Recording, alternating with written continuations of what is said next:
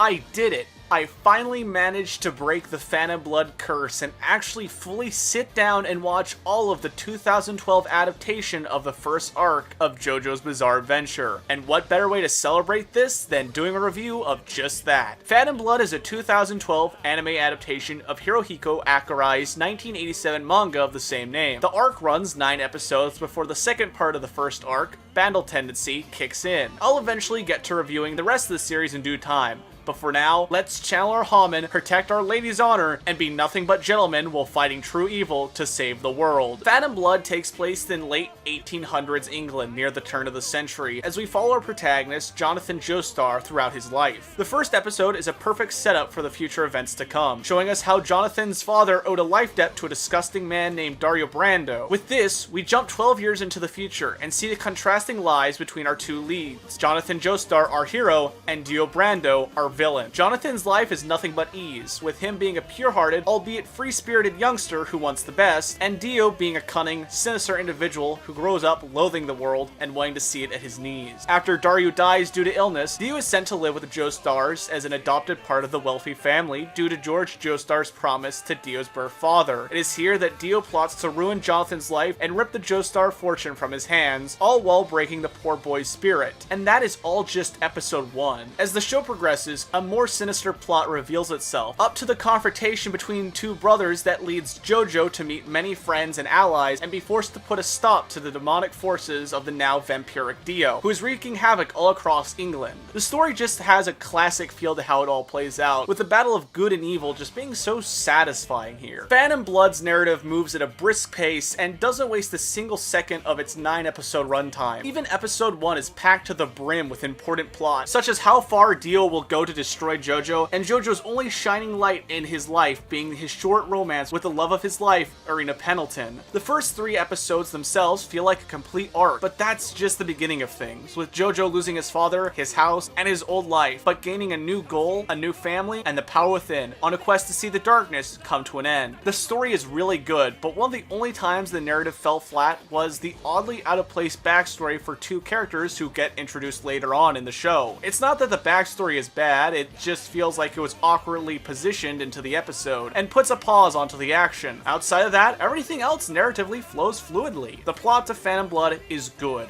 But what about the characters? And man, they are good. I am amazed at just how much I felt like I knew these characters by the end of the story, and just how crushing it was to see some of them go. Jonathan as our protagonist works so well. He's a perfect juxtaposition, being both a gigantic muzzle-bound young man, but also an incredibly soft gentleman who wants to uphold what is right. He starts off the show as a well-meaning but brash kid who grows up into a man who wants to uphold his family's honor and be the hero that fate wants him to be. Jonathan is incredibly likable, but not a goody two-shoes. He wants to do good and will spare those who deserve to be, but he doesn't run from a fight that needs to be fought. I really liked that JoJo wanted to pursue archaeology, got top marks in school, and that the show actually shows him practicing his field of work. I also appreciated that JoJo was willing to learn and listen to what other characters had to say and offer as advice. He really grows over the course of his life, and it's a joy to watch. Dio is just a straight up perfect villain who sees himself as a god to humanity, complete with superiority complex. From the very moment he enters into the picture, he shows the audience that not a single bone in his vile body is worthy of redemption. Dio's just a fun villain because of how much of a bastard he truly is. I do find it funny with how many people say they think Dio is an attractive and likable character, because in just the first episode, Dio beats JoJo to a bloody pulp and steals all his friends away, sexually and physically assaults Irina, and kills Danny, JoJo's dog, and that's all while he is still human. When Dio becomes his full-on vampiric form, his manic personality gets cranked up to 11. I will say one of the only things that disappointed me with the story was that I was hoping that Dio would be the one masquerading around as Jack the Ripper, but nah, we find out that Jack is just some dude who Dio adds to his cast of cutthroat villains. A bit of a letdown, but it doesn't ruin anything. The rest of the cast is rounded out by JoJo's wonderfully sweet and strong-willed love interest, Irina Pendleton, who I really wish got more screen time, the warm-hearted thug turned best bro Robert E.O. Speedwagon, who becomes JoJo's loyal best friend and easily one of the highlights of the casts among the already incredibly strong lineup. I just wish Speedwagon would have done more after his introductory action scene, as a lot of the time he just stands around being cheerleader to the gang. There was Baron Will Antonio Zeppeli, the flamboyant yet noble and wise wine-loving mentor to JoJo and Speedwagon, and last but not least, Poco, an actually enjoyable and decent kid companion who our heroes save on their journey to stop Dio. There are a few good other members to the overall cast in the story, but they are either not in the show very long or would run into me having to talk about too many spoilers, which I really don't want to do. Just know that I really enjoyed all the personalities and colorful characters on display. To accompany the characters, there was some decent voice acting.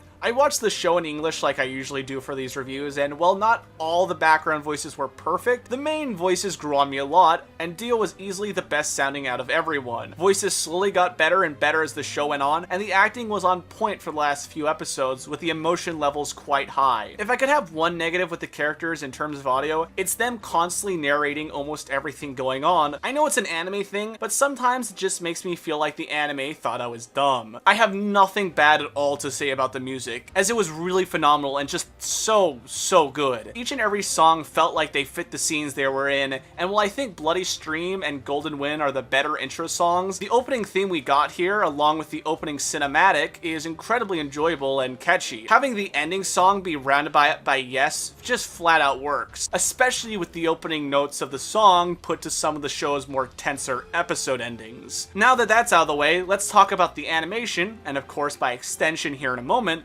the awesome action scenes. The character designs were a bit of an odd one the first time I saw them, but they slowly grew on me until I really dug the sort of overblown designs of each character, although the thick necks were still kind of odd when you really focused on them. But outside of that, I feel like they really worked in the quasi-realistic world JoJo sets out to have. In fact, the characters' emotion felt like they were jumping off the page of a manga, especially with how some of the incredible shots were done. Both the characters and creatures were all very visually distinct, and I could tell each character apart the moment I saw them on screen. Everyone has a lot of personality in their designs, and I have to give Dio and his minions some of the top spots yet again. The zombie creatures at his command also weren't just generic undead. They were full-on abominations, and I'm really glad they chose to make them look all interesting like that. The environments were really pretty darn comfy when they weren't zombie-infested pits of darkness, and the period-correct cobblestone streets of London in the first few episodes give off a cold, unwelcoming feel of the past.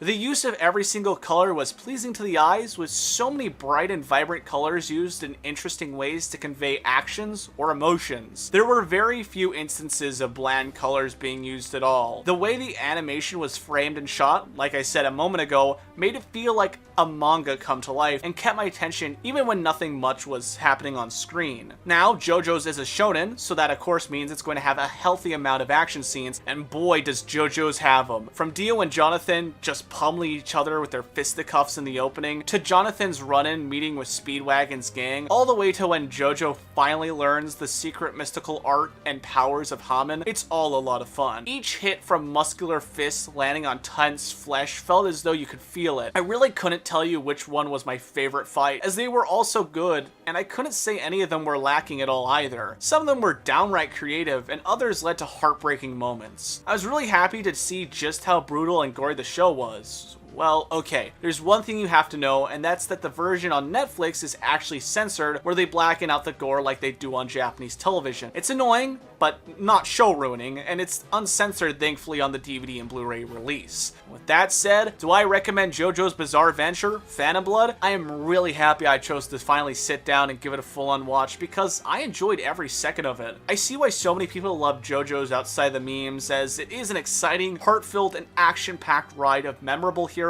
despicable villains, and the start of one truly bizarre adventure of a lineage of heroes. Anyway, thank you all so much for watching. If you enjoyed the video, please consider sharing with your friends or checking out the rest of my channel. I love getting recommendations for what else I should review, and I also love talking with everyone down in the comments below. A huge thank you not only to the show's patrons, Gemstar Gold and Project Nova, but also to my good friend Christian, the wonderful artist who drew the episode's thumbnail. You can check out both his art and my Patreon in the description below. Until next time, this is Theory Williamson signing off. See you guys!